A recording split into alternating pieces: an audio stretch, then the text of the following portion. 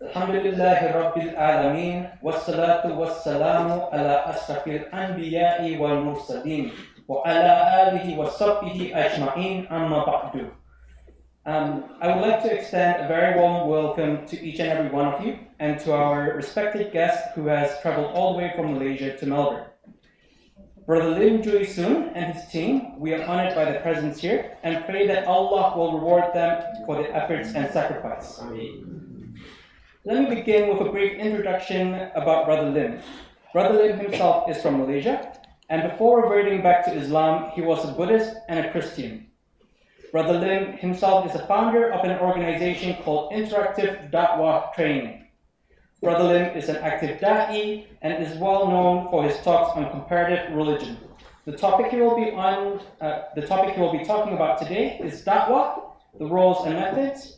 This lecture will roughly take about an hour, followed by a question and answer that we encourage everyone to participate in, and encourage strongly, that is. So I'll now welcome Brother Lim Jooi Soon, and please, Thank you. Sorry.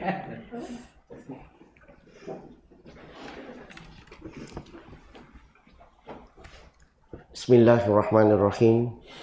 Assalamualaikum warahmatullahi wabarakatuh. Alhamdulillah, all praises to Allah with His guidance and His permission that we have the opportunity to meet this evening. Inshallah, we're going to discuss a topic that actually I was asking the organizer whether do you think it's suitable for me to talk this topic to the young people here. It will be a quite heavy topic actually, but what I would do is I would make it simple. Hopefully that all of us after this discussion we get some idea of how to convey the message of Islam to our non-Muslim friends, colleagues, or our neighbors. Okay, there are various ways of doing da'wah, various ways. There's no such thing that one method for all. Yeah, I believe that every method, there are many methods that are all very useful. It's good for you to know all the methods, and for me, personally, I prefer to use a different kind of approach as compared to most of the approach that you can watch in YouTube and things like that. And the reason why, because my initial stage of knowledge that I learned for comparative study is through Sheikh Ahmad Didat. How many of you know about Sheikh Ahmad Didat? So he used to have a dialogue or debate or lecture. So I learned a lot comparative religion through his lecture, through his debate. And I noticed that his approach is not that suitable for our Malaysian people, our Malaysian context, or in Singapore context. And also, most of his approach, the Christian missionary already replied to his argument. They already have answer towards his argument. So this approach, now if you were to use a similar approach towards the non-Muslim or particularly towards the Christians, it doesn't work. It's not that effective anymore. So what kind of approach we supposed to use actually to do da'wah to non-Muslim? When you discuss about religion, generally we want to talk about my religion is right, your religion is wrong. Mine is better, or your scripture has some problem, or we try to interpret their scripture. This kind of approach usually is, if you were to discuss with a non-Muslim, it's only one-off. People won't come back second time. How many people do you like people to interpret your Quran according to their own way of interpreting? Do you like it? Do you want to try something? Let me show you something. Let's say if I'm a non-Muslim, if I want to tell you something wrong with your Quran, I just ask you a simple question. For example, in Surah Al-Anbiya, chapter 21, verse number 30. This ayat is very long. One of the verses that Allah has mentioned is talk about every living thing is made of water. Have you heard about it? Everybody heard about it? Okay, good. Do you believe in this ayat? You believe it? Yes. Okay, let's try. What is the meaning of this ayat? Every living thing, right? Living thing is made of water. But the problem is they started to ask, look at the jinn. Jinn is created from fire. Is there any water in it? But the Quran says every living thing is made of water. What about the angels? It's created from light or nur. Am I right? Is there any water in it? But the Quran says every living thing is made of water. Are you is something wrong with the Quran? It's inconsistent. In Surah At-Tawbah, chapter number 9, verse number 30, the Quran says, the Jew call Uzair or Isra the son of Allah. The Christian call Jesus the son of Allah. All Christians will agree what the Quran says, because the Quran says the Christian call Jesus the son of Allah. The Christian agree, no problem. Son of God, no problem. But problem is that the Jew disagree, because Jew is only believe that there's only one God, there's Allah. They don't believe that God have a son. But the Quran is accusing the Jew have a son. Now, how can you say that the Quran is consistent? How can you say the Quran is the words of God, whether He's mentioned something that which doesn't happen, which is not true? How do you feel when people interpret your scripture in this way? You don't feel happy, right? But if you continue to discuss like this, what will happen? Similarly, if you were to do the same thing towards their scripture, they will feel very offended. Can you agree with me? It's just like I myself, I did that before. I know how people feel. For example, like I used to tell people that what made me choose Islam. One of the problems is that because I was a Christian before, I'm a Bible student. I did my Bible study in South Australia, Adelaide. So when I read the Bible, I noticed that there are so many verses in the Bible that is very ungodly message. Okay, it cannot attribute to God. For example, in the book of Genesis, chapter number 2, verse number 2, it said that God created heaven and the earth in 6 days, but on the 7 days God rested. Rested, is it a human attribute or godly attribute? Yeah, human attribute. So if human attribute, then who wrote it? It can never come from God. It should come from a human being. Now, if I were to quote such a quotation and do my interpretation, do you think that the Christian feel comfortable with me? For example, in the book of Genesis, chapter number 1, verse number 3 to number 5, and so on, the whole chapter talk about how God created the whole universe. You see, the first day, the creation of God, they have light as well as day and night. Second day is the sky. Third day is the earth. Fourth day is the sun. Fifth day is the seas, animals. Sixth day is human being. And 7 days God rested. This is the message in the Bible. But if I want to interpret the Bible according to my way, let's have a look. How can they have first day on the first day? How are we going to get day and night? Day and night is the rotation of the earth and rotation of the sun. Problem is the earth was created on the third day. The sun was created on the fourth day. How can you have day on the first day? I understand that. I mean, if I were to use such an argument towards the Christian, do you think that the Christian brothers and sisters, they feel comfortable with me? Yes, I can win the argument. But do you think that they feel comfortable? This kind of discussion doesn't last. Usually one off. What I want to introduce you to today is that a method that where I feel that we can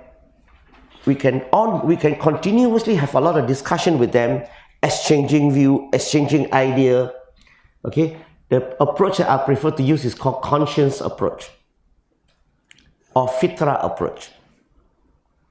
Okay, that when you want to do da'wah, it's better not to discuss about religion. It's better to discuss about knowledge. Knowledge is neutral. You agree, I agree, right? But if I were to discuss about religion, then usually it won't last. This is through my experience for the past 24 years of doing da'wah. So I would encourage that to use the conscience approach, the fitra approach. How to do da'wah? By using fitra approach. You see, I do not know your context here, because this is my first time to Melbourne, I do not know the non-Muslim, what is their thinking, what kind of question they ask you, I do not know, I have no idea. Maybe you can ask me after this. But what I would say is that how to start the conversation, how to start to discuss with them if you want to do da'wah. Generally, if they believe in God, regardless whatever God they worship, your job is to, maybe you can start by asking them, are you an Australian? I do not know here. Is it true? Most of you are not Australian, right? Yeah. Yes. Yes and no. What do you mean? PR. Australian born. Australian born? Oh yeah, some of you Australian born. Yeah, okay. So what you can do is that you can go directly ask. Sometimes you ask them, well, do you believe in God? Many of them, they will say yes. My duty is I will say that me too. The second question, what is your opinion about this universe? Do you think it is God? Or it is God's creation? Or it is not God? Which one? Generally, those who believe in God, particularly Christian, they will say that the universe is creation of God. And tell them, me too. I believe that too. Is it similar? Yeah. We both are good people. We want to worship God. Okay, we also believe that the universe is a creation of God. Now the third question, how to differentiate God and God's creation? If you ask the non-Muslim, they have problem. They have problem because their religion never teach them to differentiate God and God's creation. Their religion only teach them to worship God and do good. But in Islam, for us in Islam, good is not good enough. Good must come together with the word right. Good and right have to be hand in hand. You have to come together. How many of you familiar with Robin Hood? Not P. Ramlee, yeah? Robin Hood. You know, I remember last month I was in England. I went to Nottingham with our brother here, Brother Joe. We went to Nottingham. And I came to know that Robin Hood is from Nottingham. So I asked the local people, is he the good guy? Everybody say he's a good guy. I say, it is a right guy. Everybody say no. I say, why? He said he liked to steal the money from the rich and give it to the poor. So he is good, but he's not right. So most religion out there, they are good people. No doubt about that. They are kind people, good people, friendly people. But in Islamic point of view, they are not right. Why? Because they do not know the Creator. They can't differentiate Creator and creation. But in fact, majority of them are worshipping the creation instead of the Creator. In Islam, we do not start by worshipping God first. We first must be able to differentiate who is God, who is the God's creation, or who is the Creator, who are the creation. How to differentiate these two. This is the most important thing before you want to talk about submitting yourself to whoever. We must be able to differentiate Creator and creation. Our brother here, do you know how to differentiate men and women? Very sure? He's very sure. Is there any possibility that you want to marry a woman at the back, but end of the day you marry the man next to you? Impossible. Why impossible? Because you can differentiate men and women. How are you going to differentiate men and women? We can't because we vote yes.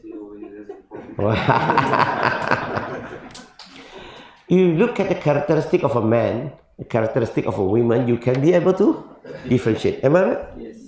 Even gold. You know, if I want to sell you, I have a gold bar here, I'd like to sell to you, would you buy it? I say, you know, the market price is 200,000 OC dollar, but I'll sell you at 150,000 OC dollar. Would you like to buy it? Maybe. What would you do first? You'll bring this gold to the goldsmith shop to check. Am I right? Maybe bring 3 to 5 goldsmith shop, not one, just to be sure. You want to know that it is pure gold. Am I right? Yes. Now, this because you want to differentiate pure gold, mixed gold, or even gold plated. Not everything that glitter is gold. You want to be able to differentiate. Similarly, about God, this is the main things that people like to worship, right? Want to worship God. So they must know how to differentiate God and God's creation, or creator and the creation. What is the characteristic of the creator? What is the characteristic of the creation? So, yeah. The God who create human being, universe. Yeah. Creation is, we are the creation of God. Interesting. Very good. If you were to ask those who worship God, those who believe in God, regardless whatever God, you just ask them, does God ever living or not ever living? Does God ever living or not ever living? God is ever living. What about the creation? It's not ever living. Can you give me example? What are the things that is not ever living? Human being, animals, plant, trees, whatever. True? Now we can differentiate. Creator is ever living. Do you understand what is the meaning of ever living?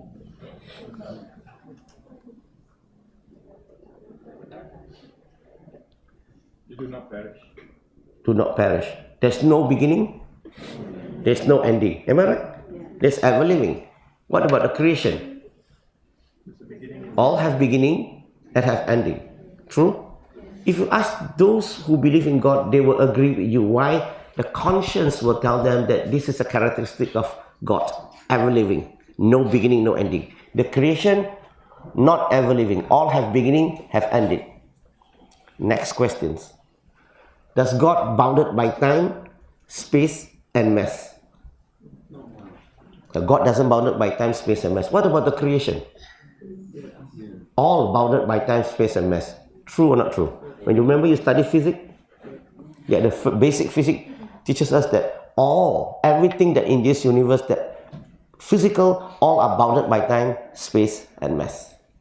So you can differentiate. God is not bounded by time, meaning that God has the knowledge of the future. God knows the past, present, future. He's not bounded by time. Every human being in this earth, we are bounded by time. None of us will have knowledge of the future. None of us going to know what is going to happen tomorrow. Can you agree with me? And none of you are going to know what I'm going to talk after this. Okay, so you can differentiate. The next one, does God need sustenance to survive? In fact, He is the one who provides, right? So God doesn't need sustenance. The creation needs sustenance. Meaning that we need sunlight, we need oxygen, we need food and drinks to survive. God, He doesn't need. And He is the one who provides, in fact. Does God need to rest and sleep? No. The creation need to rest and sleep. Now, let's repeat the whole thing again. Creator, you ask their conscience, they will tell you ever living, no beginning, no ending, not bounded by time, space, and mass, doesn't need sustenance, doesn't rest and sleep. The creation is just opposite. True? Now, Fitra, their conscience, be able to recognize the characteristic of God. Also be able to differentiate the characteristic of the creation. Now you ask them the next questions. Since there's so many gods out there, so many gods, in Malaysia we see banyak Tuhan dalam pasaran. Ask them, is there any one of them, any gods that they worship, have these 5 characteristics? Ask them, have these 5 characteristics? Can you give me one name? Just ask them to give one name. No need too many, just one. What answer would you get? They will say no. Or I can't think of anyone.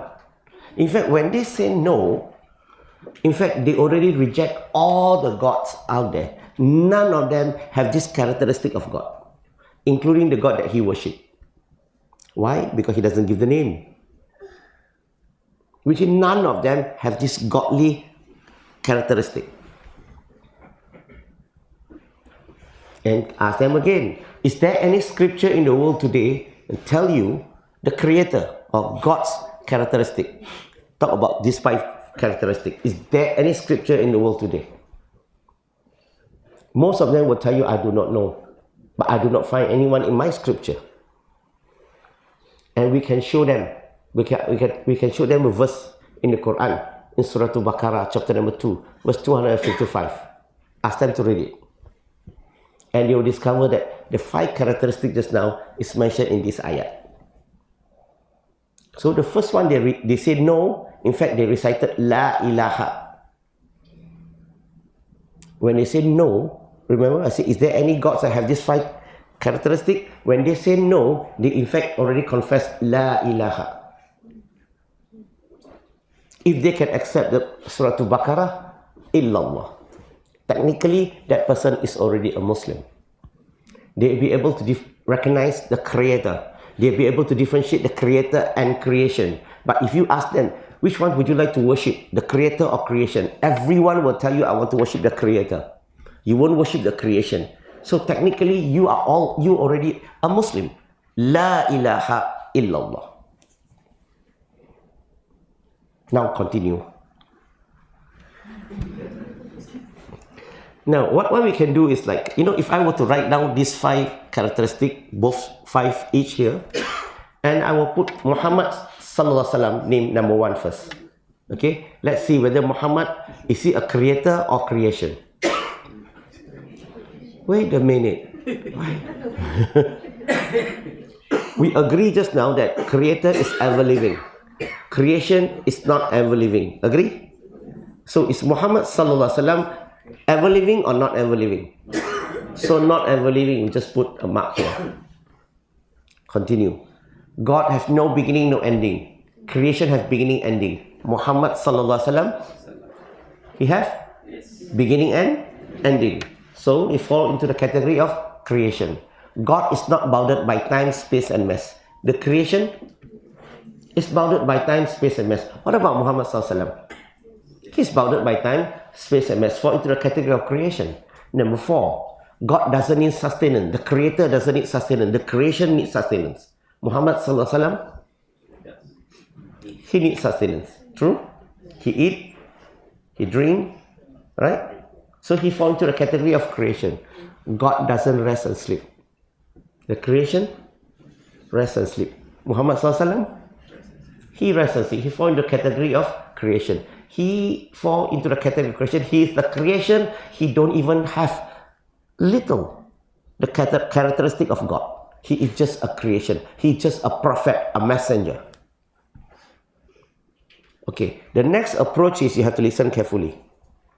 If your friend is a Christian, you don't use Jesus as an example.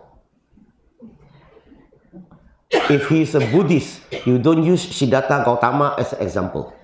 Can you understand this? Yes. Okay, let's say he's a Buddhist, for example. Na'uzubillah, you're a Muslim. Okay, let's say your neighbor is a Buddhist. Let's say your neighbor is a Buddhist, right? So you can use Jesus as an example. First, you start with Muhammad first, Sallallahu first, then you start with Jesus. You put Jesus first. Now, God is ever living, creation is not ever living. What about Jesus? He is not ever living. Then he fall into the category of creation. Okay? What else? God has no beginning, no ending. Creation has beginning, ending. What about Jesus? He has a beginning. Remember, if you read the Bible in the Gospel of Matthew, chapter number 2, verse number 3, he was born in Bethlehem. And I think about next month, the Christians here, they are going to celebrate Christmas, the birth of Jesus. Right? He has a beginning, the birth of Jesus. So he falls into the category of creation. Next, God is not bounded by time, space and mass. Jesus is bounded by time, space and mass. God doesn't need sustenance, he needs sustenance. God doesn't rest and sleep, he rests and sleep. Look at the characteristic of Jesus Christ. He falls into the category of creation. He don't have the characteristic of the Creator. That's why we Muslims, we don't worship Jesus. We follow Jesus, we respect Jesus, we love Jesus. Then you can put Gautama Buddha, Kuan Yin, Shiva, Krishna, Brahma, whatever. Just put. And what do you get end of the day? Everything in this universe you put into the test, you realize that all of them fall into this category, creation.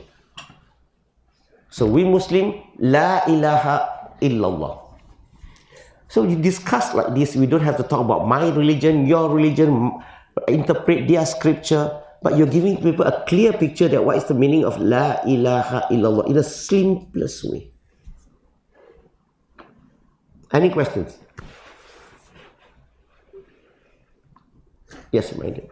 So here in Australia, a lot of the younger generation, they don't identify as Christians or any one religion per se. It's more agnostic.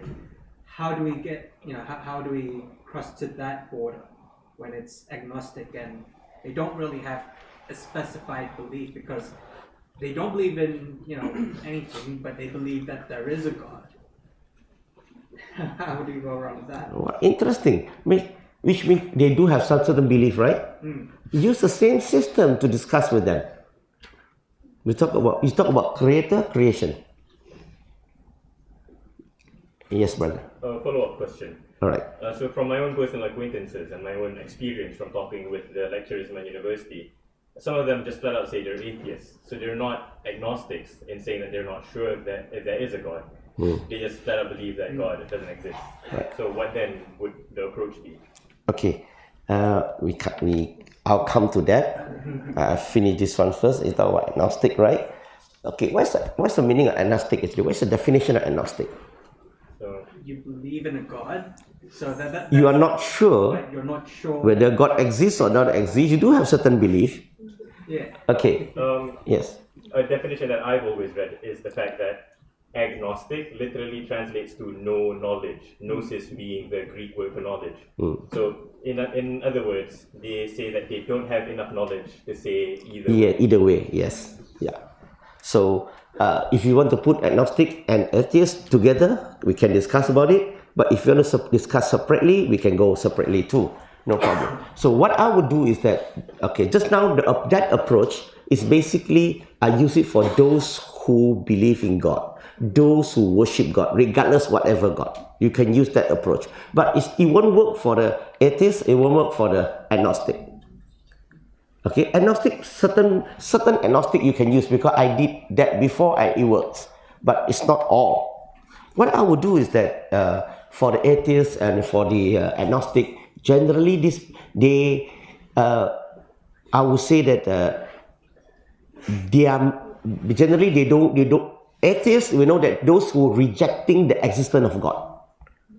It's not those who don't believe in God, those who are rejecting the existence of God. Okay, I put that together in the same category. Now, what I would do is that, but all these people, usually they believe in science. When you talk about science, when you use scientific approach, usually much easier to penetrate them, to give them an idea. All right? Okay, what I will do is I will talk to them about the greatest discovery by the modern scientists in the 20th century. Do you know what is the greatest discovery by the modern scientists? The scientists discovered that the universe that we're living in today is expanding steadily. You remember Edwin Hubble? He used the huge telescope to look at the Earth and the galaxy. What did he discover? He discovered that the Earth and galaxy actually is moving away from one another. How many galaxies do we have in this universe? In our universe, Yeah, in this universe. The scientists, nine? Now, the scientists discovered that not less than 100 billion galaxy, up to 250 billion galaxy, through observation. So they discovered that the universe, you have not less than 100 billion galaxy. Just use 100 billion galaxy. And in each galaxy, they have not less than 100 billion stars, up to 300 billion stars. So if you want to know how many stars do we have in this universe, you have to multiply 100 billion with 100 billion. I'm not good at mathematics. What I want to say is that the universe is so unique. And the scientists discover, when they do their research, they discover that all these galaxies are moving away from one another. That's how they discover that the universe that we're living in today is expanding steadily. You know, expanding steadily? You blow the balloon, it expands. So the universe is expanding in that way, continuously expanding. Stephen Hawking, through his book, The Brief History of Time, he do reverse study. He use calculation, reverse the time. He discovered that the universe is shrinking. It comes to a point of singularity. What does it mean? He discovered that the universe that we're living in today, there is a beginning. But he can't prove that how this point of singularity come to existence. He can only calculate up to a point of singularity. Which means the universe has a beginning. Now the question here is that since he can calculate to a point, come to a point of singularity, how can this first point of singularity come to existence?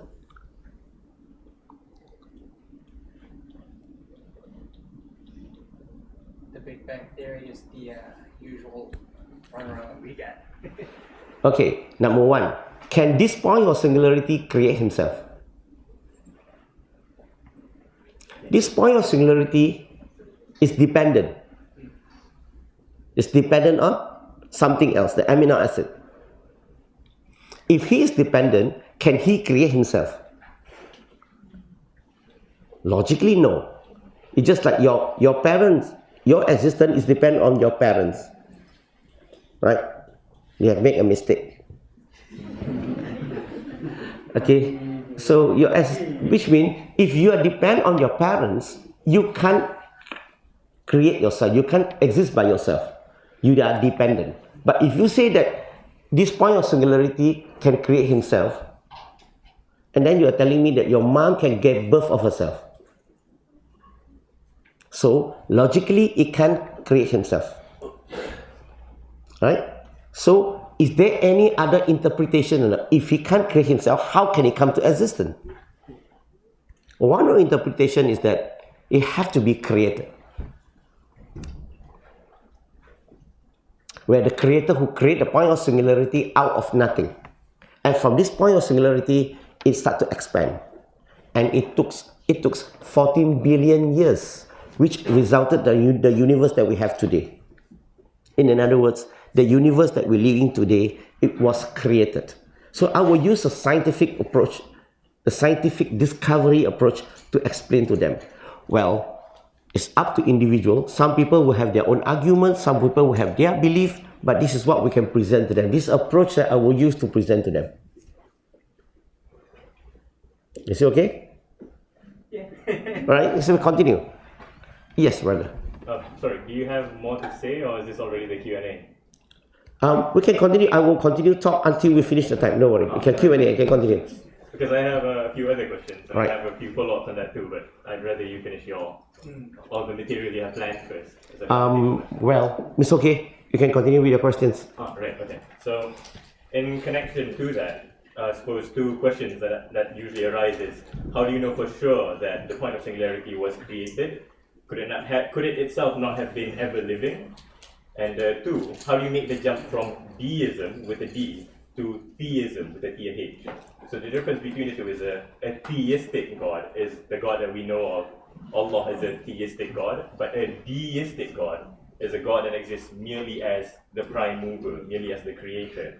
So even if you manage to get an atheist to become a deist, it's hard to bridge the gap between being a deist and being a theist. So yeah, that's my question. Okay, repeat the first question. Right. So the first question is, We go one by one. alright, so the first question is, in response to the singularity thing, how do you know for sure that the singularity point, the point of singularity, is not ever living the same way God could be? No, it can't, because the point of singularity, as I said earlier, that this point is just like, for example, let's say I tell you there's a primitive cell. Let's say this is a cell. And this cell is dependent on protein, amino acid. If he is dependent, he can never be ever living. He is dependent. But He can't create by himself. Yeah. But the point of singularity isn't a living organism. It is not a cell. It is something that not even physicists understand completely yet, because the laws of physics break down when it comes down to calculating that thing. So we just really don't know. Yeah. You see, as I said earlier, that when the universe is shrinking up to a point of singularity, come to this point of singularity, now, what explanation do we have? Now we have to look for the possibility explanation. But by the possibility explanation saying that it creates by himself, it won't work, because it doesn't work that way. Because it dependent. What it dependent is another. What are the things that he dependent is we can discuss on that later. But the point is, he himself is independent. He cannot come to existence by himself. So what are the explanation you think that you can have is that besides it was created, what else do we have? It's always been there. No, it's not possible. Yeah. I also do not understand how it couldn't have just always been there. Okay. The most, in relation to that, the most ones that I get is that it's a matter of probability. No matter how small, they said it's still possible.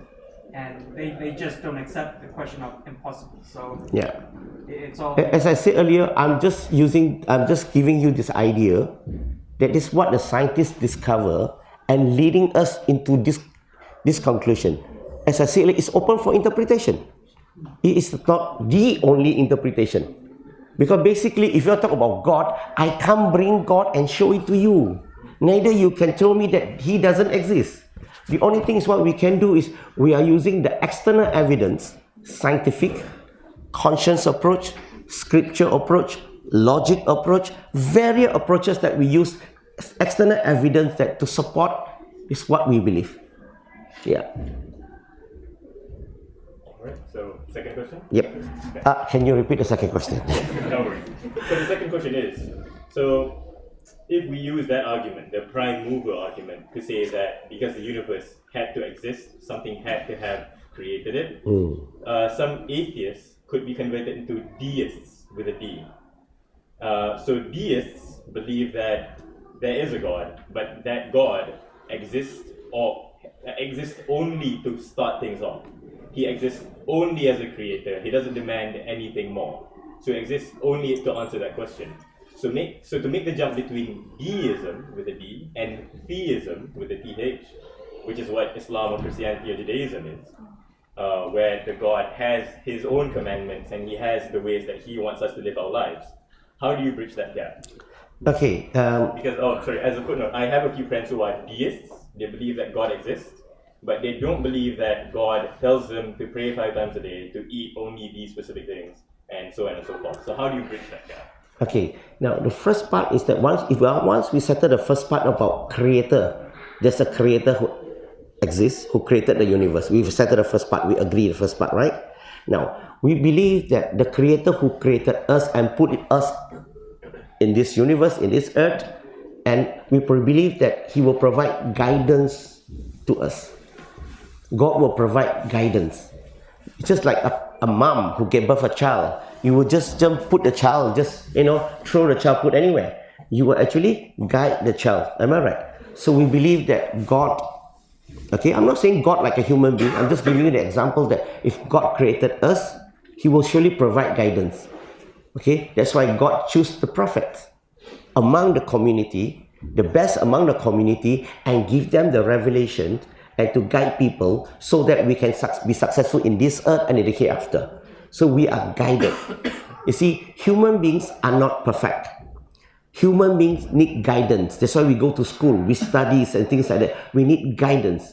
And sometimes, if we don't have a specific guidance, a divine guidance, we do not know up to which level we can do, up to which level we can do. We do not know the level.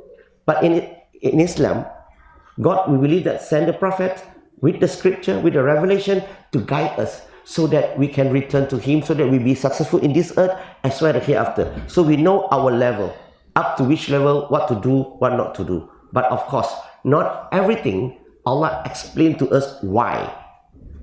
Not everything. Yeah, some people say, why? There are certain things that when we study, we know that we can understand why Allah forbid it. For example, alcohol. right? You see, before you drink, usually, I was a drinker before, quite a very heavy drinker before Islam. So I'm sure that all of you have not tried before. Difficult to explain. So usually before you drink, you are a nice person, man. Hi, how are you? Everything is okay. But after 2 hours of drinking, what will happen? You started to change. You are intoxicated. So what happened? Usually when you drive, what will happen? When you talk, things started to change. Your behavior started to change because of it's intoxicate you. That's why, and a lot of things happen if you were, I do not know here, you're back to Malaysia, you just got, when you're in Kuala Lumpur, every Friday night and Saturday night, you just have to break 2 groups. One group go to the HUKM, the emergency ward. After midnight, you just stay there for 3 hours. The other group go to the Balai Police, the police stations. All right? And you realize that there's a lot of fighting, accidents, whatever, due to what? Due to intoxicated. I'm saying just example. So that's why in Islam, if Allah started to allow us to drink, everybody will say that, no, I'm not a heavy drinker. I'm just a social drinker. Everybody will say this in general. You can say like this. No, I can control myself. Yes, you're a social drinker. You can control yourself. I have no problem about you can control yourself. But you cannot control the people surrounding you. The group, the gang, the friend that went out together with you, the moment you say you want to go to the toilet, when you come back, your mouth is full of alcohol. Do you know how I know? Because I was a drinker. This is what happened to me. So what I'm trying to say is that human beings do not know the limit. That's why you need certain guidance. Yeah. So, brother, to conclude that we believe that God created us, this universe, number one, and when He created us, He surely provide guidance for us so that we live righteously in this earth, so that we live successful in this earth. Okay? Yeah. So for those who believe in God, they have yet to believe that He need guidance.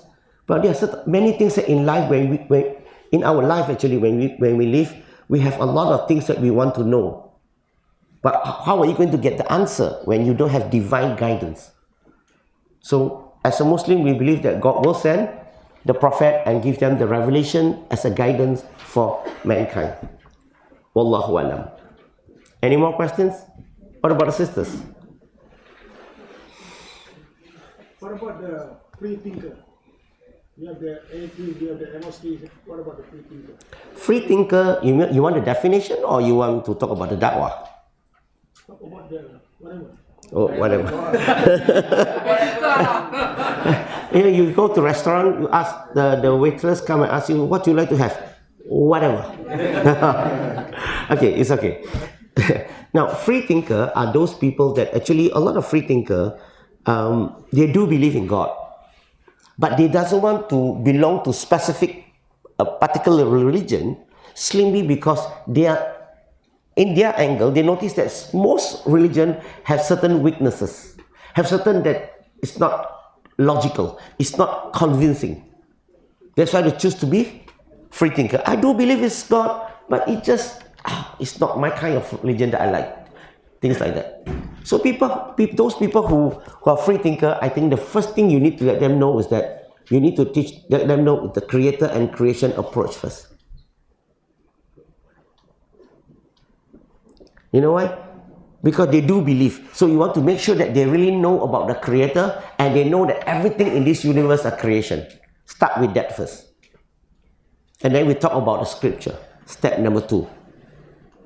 Okay? Now, when you talk about scripture, I think, okay, just for discussion purposes. Now, if we believe that there's a scripture, God who revealed the scripture as a guidance, okay, number 1, what is the condition for the scripture if it comes from God? The scripture must be survived history. The scripture must not have gone through any corruption, any changes. It has to be the same to the day of judgment, meaning that when God revealed the revelation to the prophet, And that message must survive history. Must not gone through any changes. But now you just have a look. Which scripture today in the world today doesn't gone through changes? They still have the original scripture. I'm talking about the original. Number 2, language. Language. You see, most religious scripture, their original language is either die or dying. The language must be alive. In order for you to understand the message, it must be a spoken language.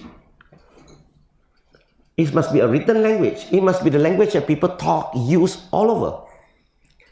If you can understand the language, the original language, then you can understand the message. But if you use the translation, how can you understand the original message? If you don't have the original text, if the language already died, if that language where people don't speak anymore, don't write anymore, don't memorize anymore, by the end of the day, how can you understand that message? If the scripture is from God, it must provide guidance.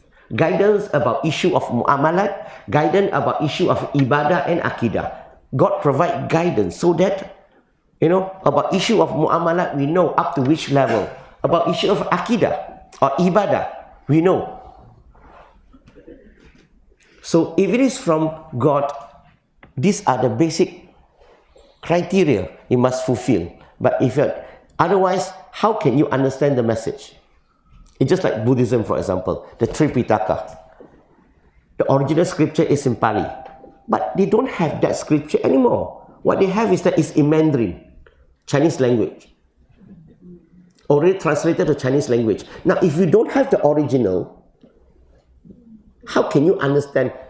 Can you understand the original message by reading the translation? It's not equal. I always tell people that if you were to read the Quran, okay, the translation is not equal to the words of Allah. Can you agree with me? Yeah. Translation is helping us to understand some of the meaning. But if you can understand the Arabic language, then you can understand better. You can understand the message of Allah better. Can you understand this? But if you don't have the original scripture anymore, how can you understand the true message? How are you going to do the interpretation when you don't even understand the language, the actual language in Pali? How many Buddhists speak Pali? Can you understand this? It's just like the Bible, for example. The Bible is supposed to preserve in the ancient Hebrew and ancient Aramaic. Okay? The Bible. Because this is the language, the original language. But how many people today speak ancient Hebrew, ancient Greek? Ancient Aramaic. So, number one, they don't have the original. Number two, the language that people no longer speak about it. So how can you understand the original message? That's why in Christianity, they still debate until today whether Jesus Christ called God as Father. After 2,000 over years, they still debate today. Why? Because you don't have the original to refer. You don't have original to double check. In Islam, if you were to read the translation, if anything that you are not happy about it, don't worry. We go back to the original text and we understand the Arabic and then we explain to you this is the context. This is the meaning. Then you realize that the translation. The problem is come from where? It's come from somewhat translation, inaccurate translation. Yeah.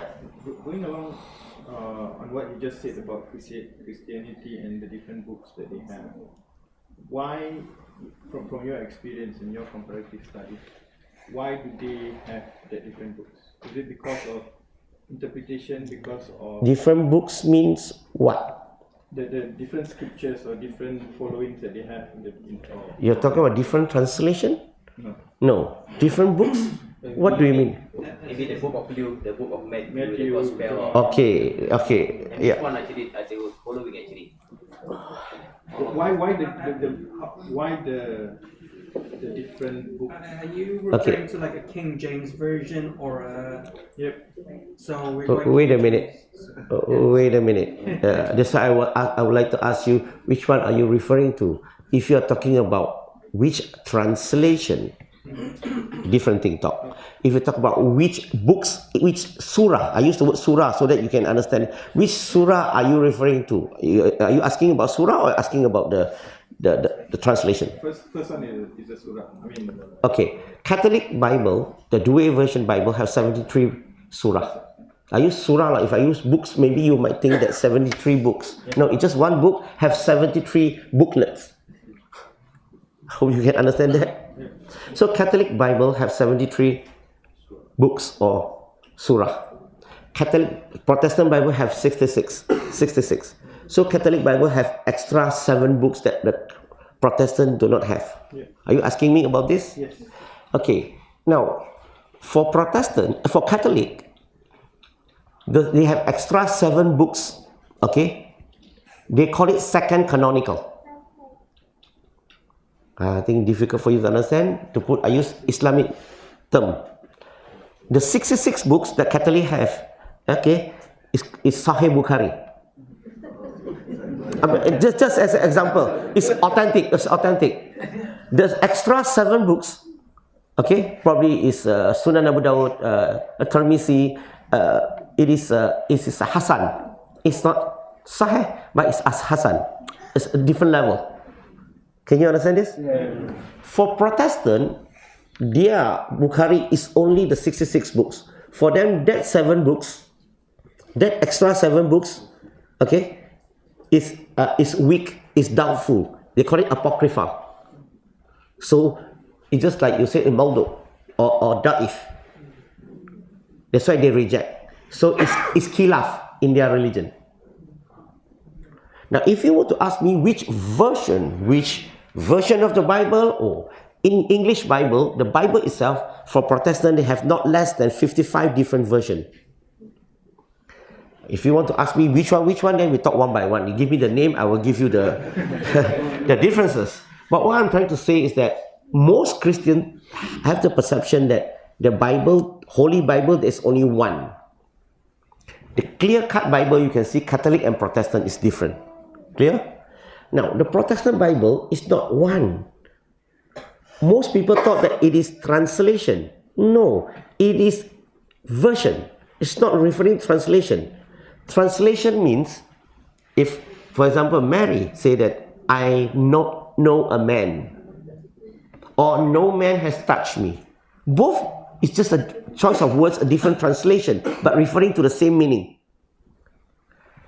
But if you, what I'm trying to say is that the difference is because of the version. For example, if you were to read in the book of Mark, chapter number 16, verse number 1 to number 8, if you were to read the RSV Bible, the Revised Standard Version, produced in 1952, okay, this chapter 16 Mark only have verse 1 to number 8. Okay? But if you were to read the King James Bible, our brothers mentioned just now, or you're familiar with King James, so King James Bible, okay, they have verse number 1 to number 20. So verse number 1 to number 8, this Bible, verse number 1 to number 20. Is it a different version here? This is what I mean about different version. It's not different translation. You have extra that this book don't have. This is called different version. But I can continue give you not less than, there are 42 footnotes in the Bible. You know footnotes? You're not familiar? Okay, footnotes, or the verse number 9 to number 20 is originally a footnote actually. Yeah. So the Christian scholar, 32 scholar of the highest eminence and backed by 50 cooperative denomination, they throw this, they don't believe that this is the words of God. That's why they put it as a footnote. Yeah. So that's why if you talk about this, you can see so many different versions of the Bible because they have 42 footnotes. Some believe that the whole footnotes is become the words of God. That's why they put into the Bible. Some say no, part of it. Some say no, the full text must be in the Bible. It is their belief. Yeah. So now you can differentiate books as well as version. Yeah. Hope answer your question. Yeah. So actually, the question was leading up to this, right? This, like you said earlier, it was done many years ago. using the same ideology or context, it can mean in the future they can have another version. Is that a right statement to say? No, we are talking about you must have the original scripture, the text. It's just like the Quran, the Arabic text. It is the Quran which Allah revealed to Muhammad SAW 1,400 years ago, and that message, that Quran, till today, this is the same Quran that we are reading today. I'm asking about the Bible which was revealed to Jesus Christ, for example, the Gospel, for example, or the Injil, for example. We are asking about the original text, because Jesus Christ speaks Aramaic, but his message preserved in Greek language. Can you imagine? I'm a Chinese, but my message is preserved in Tamil Indian language or Tamil language. It doesn't work like that. Can you understand this? Yeah. Any more question about da'wah? The topic is about da'wah, right? Yes. We are going very far away. No, okay. Since we don't have much time. Oh, right. how much? 10 more minutes. Right? 10 more minutes, okay. Okay.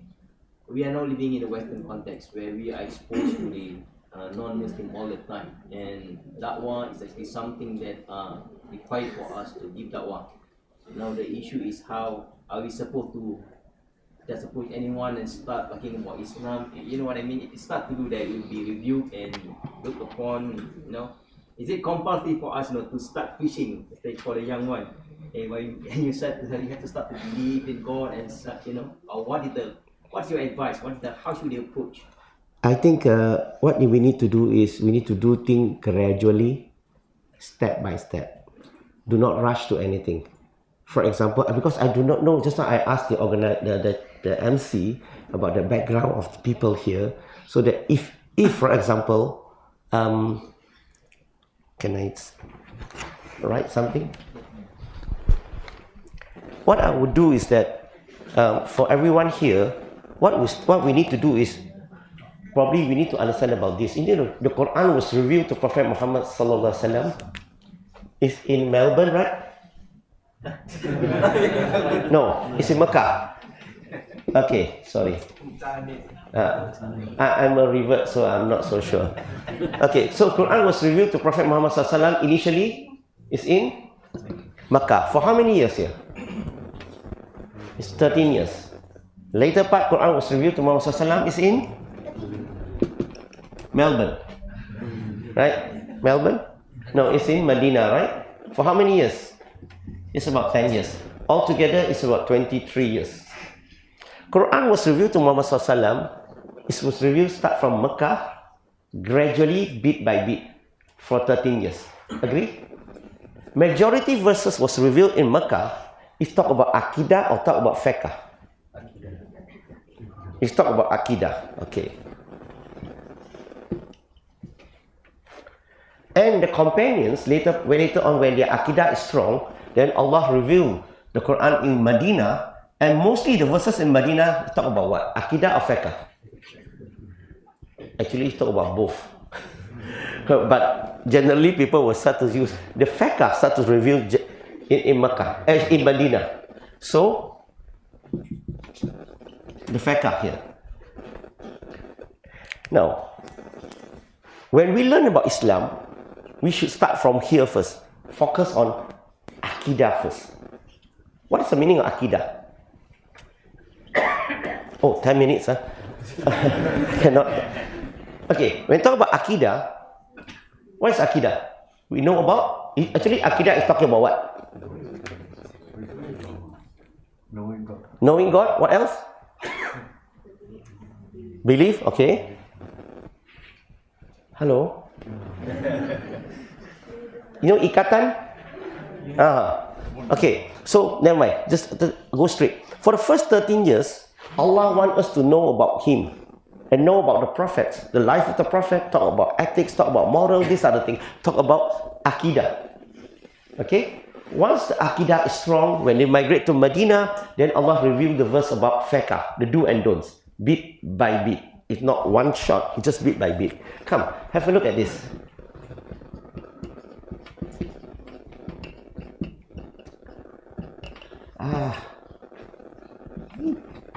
For the first 13 years, Okay? When the verse was revealed in Mecca, the companions are drinking alcohol. The Sahabat, they are drinking alcohol. Allah never make it haram. The Prophet never make it haram. Can you agree with me? And later part, when their Aqidah is already ready, then they migrate to Medina, 14, 15, 16, 17. After 17 years, only Allah revealed the verse in Surah Al-Ma'idah, chapter number 5, verse number 90. To make it haram, alcohol is haram. After 17 years. If someone want to know about Islam, don't start with do and don't first. Okay, never mind. Let me ask you a question. If I want to build a high-rise building, a 10-story building, what do I build first, the wall or the ceiling? Good. Some people say wall. I heard just now. Okay, so the 13 years is about the foundation. So we should focus a lot about the foundation first, not the do and don'ts. You know why a lot of young people, they don't like about Islam? They are not interested about Islam because we talk too much about the do and don'ts. We talk too much about the hukum. True? You know, for the sister at the back, you know your hijab? Allah doesn't reveal in Mecca. It was revealed the year 19, towards the end of the wahyu. Then Allah revealed hijab for the men and women.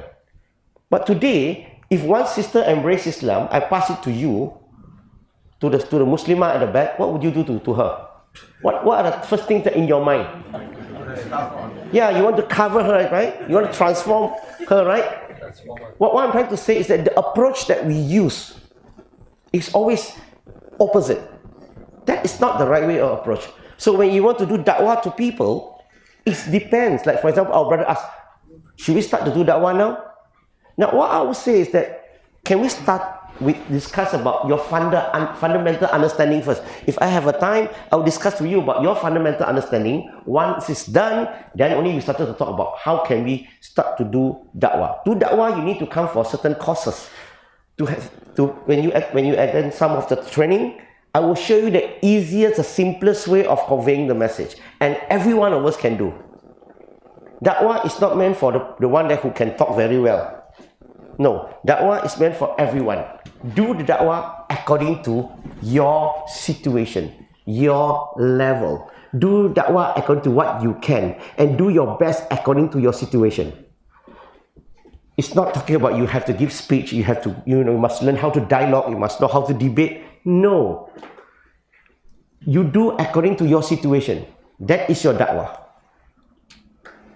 But in order to do that, you have to attend some courses. If you're interested in future, if we have opportunity, I will show you some technique of, very simple technique of presenting Islam, simple technique of answering questions, so that you can actually make the non-Muslim interested to Islam. You can make them, embrace Islam, inshallah. You want me to give you an example? Yes, that's fine. Let me think. Okay. I came back from London the other day. I went to Speaker Corner. Do you have Speaker Corner here in Melbourne? No, you have in London. You see, one of the things that we need to learn is that when people ask questions, okay, or people accuse certain things, we have to be very calm and understand what they are asking and how to reply. For example, people accuse Prophet Muhammad SAW pedophile, for example. In fact, a short answer you can reply is what? The short answer. It never an issue until the 19th century. It never an issue.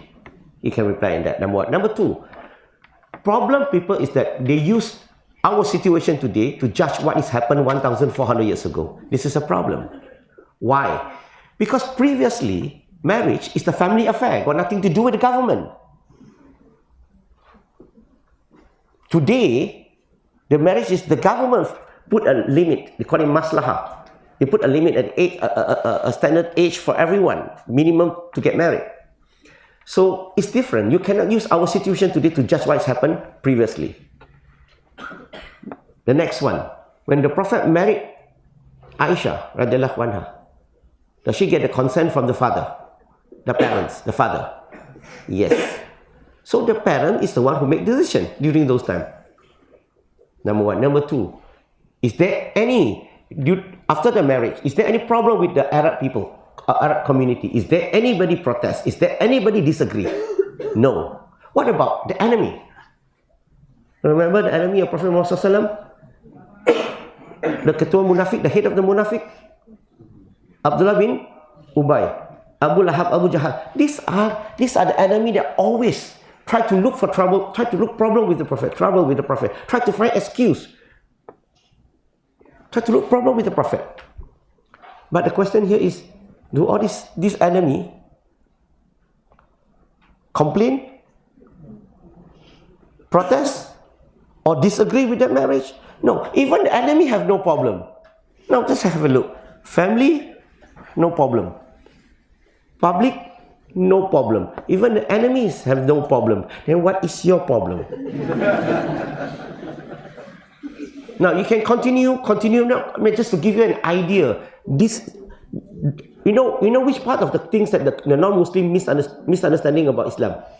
They thought that when the hadith mentioned in Sahih Bukhari, the Prophet married Aisha radiallahu anha at the age of 6. He thought that the Prophet, after marriage Aisha, they live in. No, that is not true. That is not true. She continued to live with her father until she achieved puberty at the age of 9 plus, nearly 10 years old. Okay? Then the Prophet came to her and asked her, are you ready to live in? The Prophet said, if you are not ready, go ahead, stay with your father until you are ready. And of course, later she says she's ready. The Prophet brought her home. Now, the question here is, what is the problem? There are two, if you have a look here, there are two things very important that we need to know. Their marriage is giving guidance to mankind till the judgment day. Okay? What age can a woman get married or have sexual intercourse in Islam? At what age? At what situation? There are two situations. Achieve puberty, number one. Number two, the Prophet is waiting for her, mentally, physically ready. So when not every woman, when every child or women achieve puberty, you are mentally, physically ready. You remember your time, sister at the back.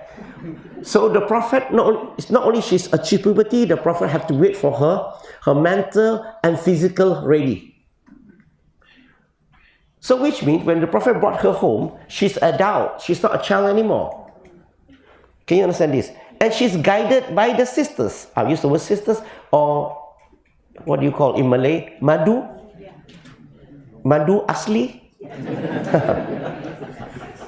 Means she's guided. What is the problem? If she were to have an affair, if the Prophet would have an affair with her at the age of 6, do you think she can grow up properly?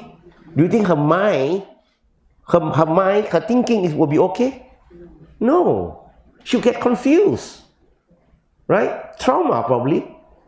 But if you were to look at Aisha radiallahu anha, she memorized the whole Quran. She narrated not less than 2,210 hadiths. She became the advisor for the 4 caliphs. And she trained, she guided not less than 88 scholars. And she also expert in medicine as well as mathematics. Her thinking is so sharp, is so good. How can you say that she have an affair at the age of 6?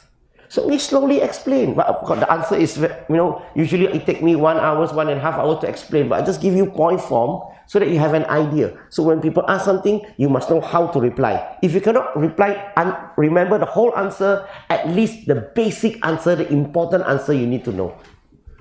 If you're interested to learn all these questions, how to answer, we can organize a training just maybe for 1 whole day, talk about all the questions that people ask about Islam, the technique of replying. It's not just replying, but you must know the technique of replying the questions.